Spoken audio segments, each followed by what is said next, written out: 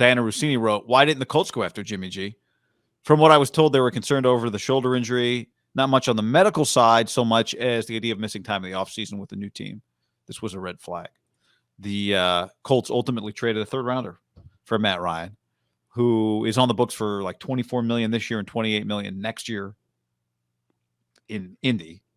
The Falcons take a $40.5 million dead cap number on him. So I think they saved like $8 million. So good for them. But I feel like most teams, if it was going to cost a third for Jimmy or a third for Matt Ryan, I would take 36-year-old Matt Ryan. I think so would Kyle Shanahan. I think so would basically every offensive coach. I mean, to me, what hurt Jimmy in this scenario is not necessarily the shoulder. It's that when Matt Ryan legitimately became available and the Falcons, and this is where I think the 49ers were playing some poker, they had to look, because they have the same access as we have. Obviously, they even have more. They go, the Falcons aren't going to eat $40 million of dead cap because no one thought they would. And that's why when it was reported last week that Watson was interested, it's like, well, this is going to be complicated. How are they going to figure this out? And like Mortensen and Schefter was like, they're working through it with Matt Ryan. And it was clearly going to be a complicated scenario. And then I bet Indy, who it felt like was going to just be stuck with Jimmy. That's how it felt. Like they were stuck with Jimmy, not as much they were smitten for Jimmy. They went, well, we like Matt Ryan more. I text multiple people in the NFL today. I said, who was better, Matt Ryan today or Rivers when Indy got him? And both guys said, one guy leaned Matt Ryan, the other guy leaned Rivers. Bottom line, it's a coin flip. Well, that Rivers led them to 11 wins, cruised to the playoffs. And remember, they were actually in a playoff game against the Ravens. Like that team was good. He wasn't perfect. He was an older player, but you get into the playoffs with 11 wins and a good core. Like you can win some games, right? Like I think they play in a dome. I think Matt's a little better than Phillip was at that point, but I agree with you. It's a coin flip. But let me read to you Phillip Rivers' career. Last thing too. What did Jimmy, like 1 point of separation for the Colts is like, we get rid of Wentz and we get Jimmy's character. We get his leadership. Well, what do Rivers and Matt Ryan have? You see Arthur Blank was like, this guy has been like, they are Jimmy on steroids. Yeah. Because they've, been true like to me, Jimmy's been a unique, has Jimmy a franchise quarterback or was he like the starting quarterback on a really good team? He was a franchise's quarterback. Yeah. Where those guys were franchise quarterbacks. Yeah. I mean, we're talking about 15-year starters plus 17 years. I mean, also here's the other thing. They're old. They were old, or Phillip was 2 years older. He was 39, I think, when the Colts got him, and Matt Ryan will be 37 on opening day. Here's Phillip Rivers. I'm going to read you the number of games he started by year. 16, 16, 16, 16, 16, 16, 16, 16, 16, 16, 16, 16, 16, 16, 16. Let's do Matt Ryan now. Starts by year. 16, 14, 16, 16, 16, 16, 16, 16, 16, 16, 15, 16, 17. What do they have in common, guy? They don't miss games. How many games do they miss combined? That's a combined three missed starts. Do you know that Phillip Rivers tore his ACL in a playoff game and played the next week? It wasn't a sustainable thing, but still. That tells you everything you need to know. You know Jimmy's missed 8.5 games the last 2 years? I mean, Mr. Superfly on the stream. Jimmy's numbers 3, 16, 6, 15.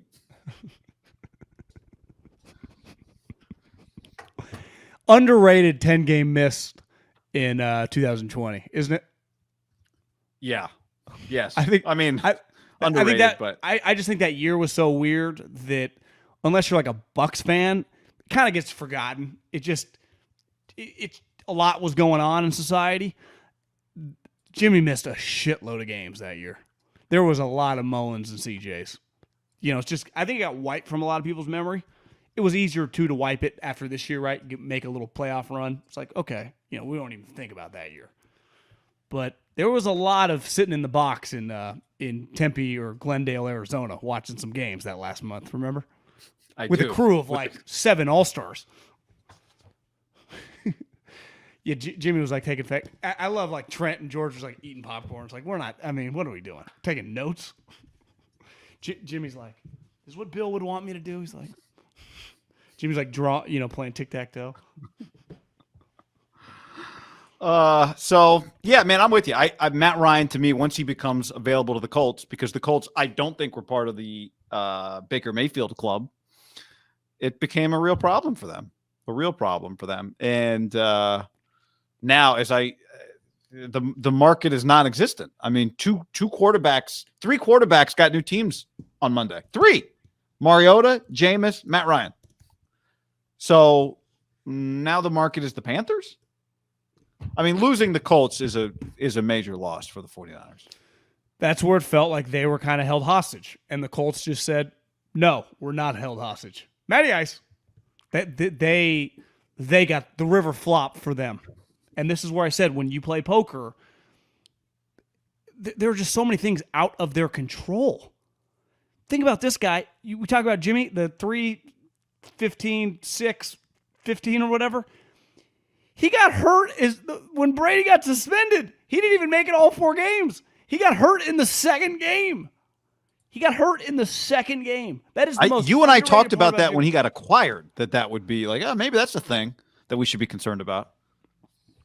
So it's just injured players, man. You want to avoid at all costs. I've said it about Wentz, who I just think for a long time was kind of like a Jimmy in the sense of always hurt, right? Wouldn't you say that Carson's like first 4 years, it was like, this guy just gets feet and backs and ACLs. The last several years, Wentz has not missed games. He has played back-to-back 16-game seasons.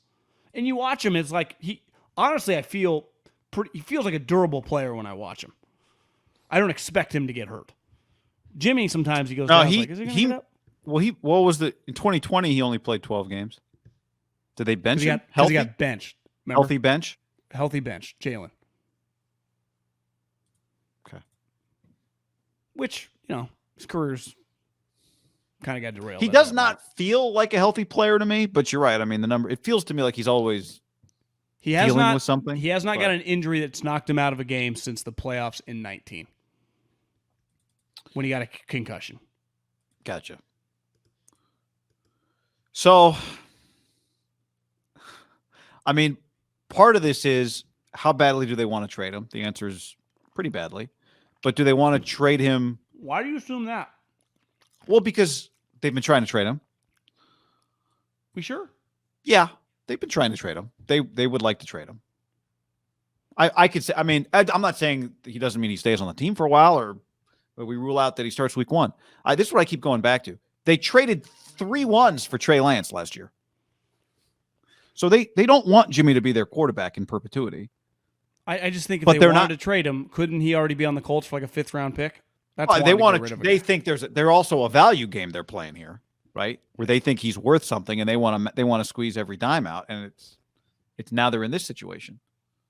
So I think part of this is Trey Lance. It could come to the point where Jimmy's still on the roster. You then get to OTAs.